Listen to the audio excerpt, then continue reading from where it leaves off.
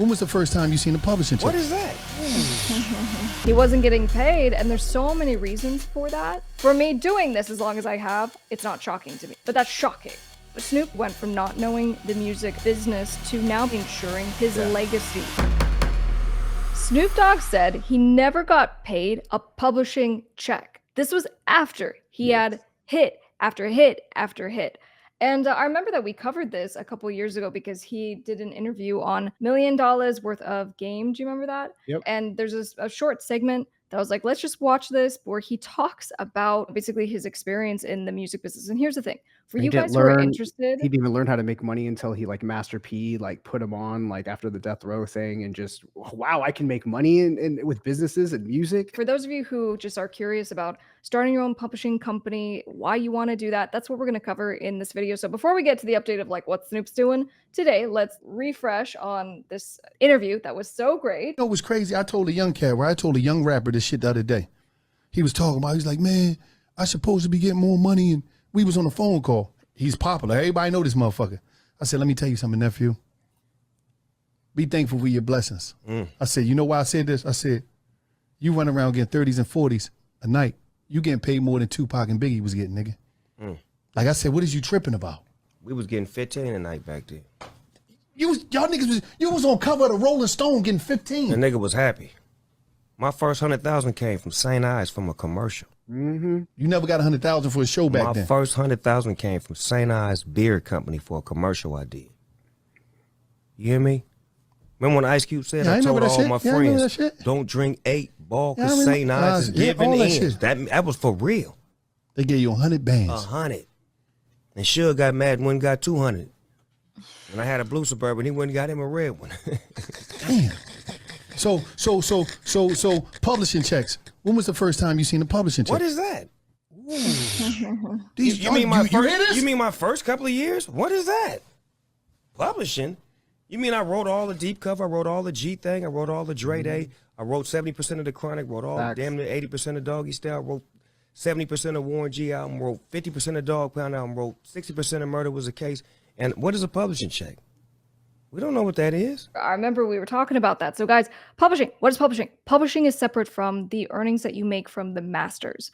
The masters are the final recorded versions that you put on music platforms. And so when your music distributor gets paid, you get paid, and it's from those streaming royalties, which is separate than the publishing. The publishing is related to the composition. There's, we call it the two sides of songs, the two copyrights, however you want to look at it. There's the recorded version, and then there's the composition. So publishing actually only has to do with the composition itself. So he's all talking about he wasn't getting paid, and there's so many reasons for that. For me, doing this as long as I have, it's not shocking to me, but that's shocking. Well, it's just shocking, just such a big artist, but that just goes to show that, we're so quick to sign things. I'm sure it's no shocker that, Death Row Records and Suge Knight wasn't giving him any publishing. Since meeting up and linking up with Master P when he went to No Limit after Death Row, and he started learning about this publishing, and he started learning about just different ways to make business. I mean, he has become a real mogul, whether it's acting in films, creating new companies. We've covered his food company, his Broadest Foods, with his Snoop cereal, and he was going into it with Walmart. We covered that legal battle and everything like that. But yeah, it's crazy. Damn. I'm Snoop Dogg. I'm the hottest nigga in the world. Fuck publishing. What is that? That was crazy. And still ain't got it. They ain't get it. No way. The deal I was signed to a publishing company called, look on the back of the Chronic album. You can probably pull it up right now. It's called Nothing Going On But Fucking Publishing. I'm not making this shit up. And when we just, every time that song, none of that shit, you get. What? Only time I get paid is when I perform. God damn. All that other shit, if you hear it, see it, nope.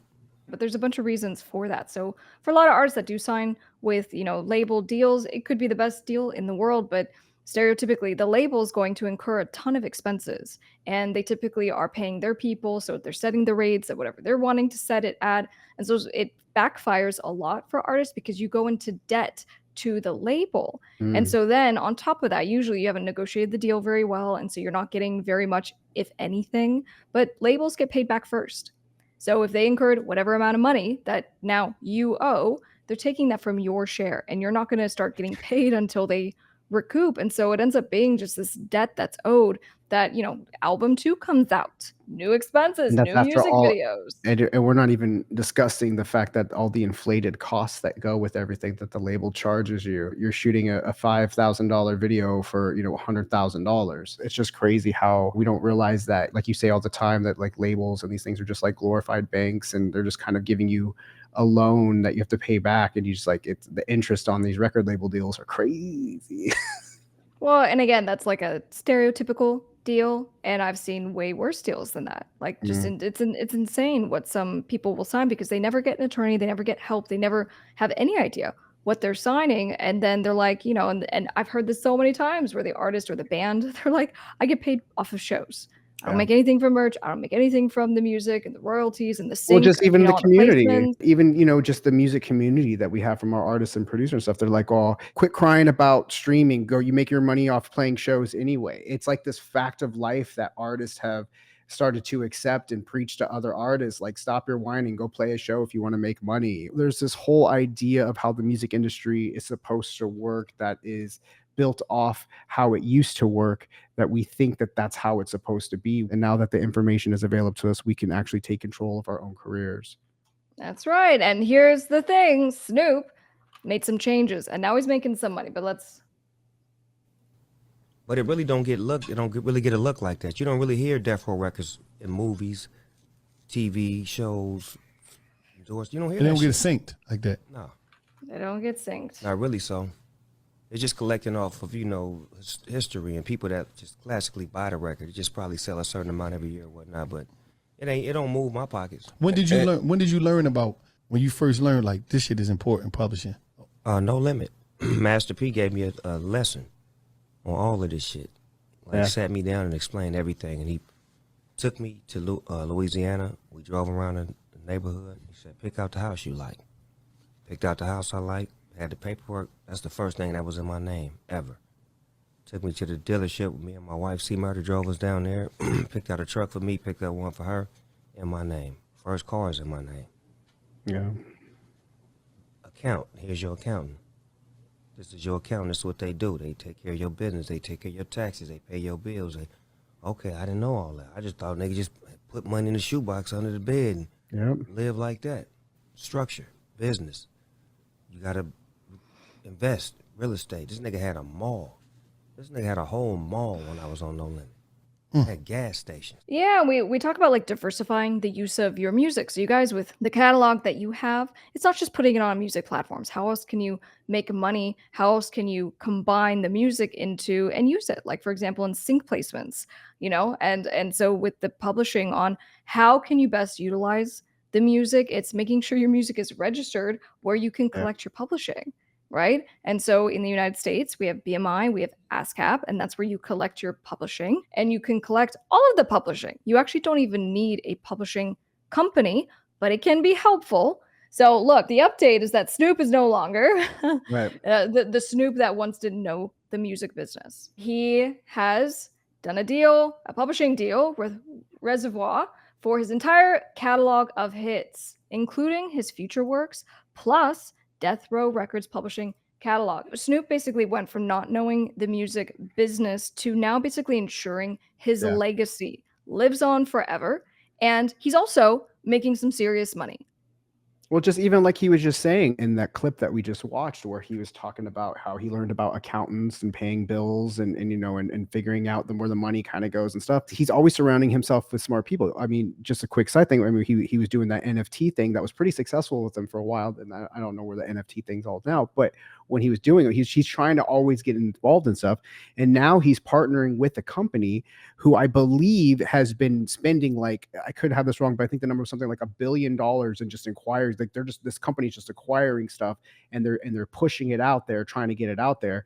And now Snoop is like, I want to partner with somebody with my catalog to actually really exploit these great songs that I have. I mean, the amount of songs that Snoop has, and he's like, I can't do it on my own. Whoever I'm doing with isn't doing it. Let me partner with a company that's just as excited about this as I am. And that's what we talk to you guys all about all the time. Why it's so important that you own certain things like your rights to your music and get your publishing and all that, because you're not thinking about that short money and just that those quick followers and the vanity likes. You're thinking about ensuring your longevity of your career. You may want to sell your music in the future. Did he get those samples cleared? You want to make sure all your ducks are in a row for the future. This is your career. Yeah, and Snoop, he not only came in and he bought the Death Row Records music catalog, but he also bought the brand, right? So he is Yeah. the label, and Death so as Row. part of this publishing deal, and I like the way you said it, it's partnering. He found a really good partner of someone who could go and do the good stuff and exploit the music.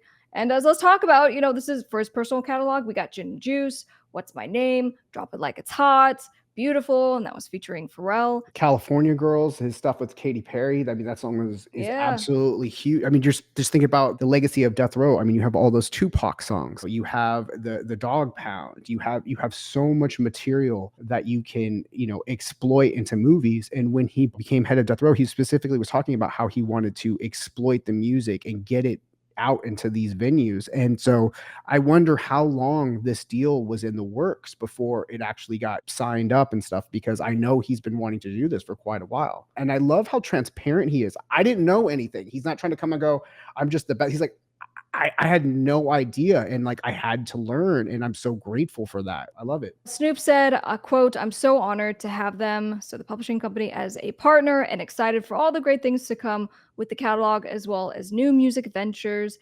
2024 and beyond.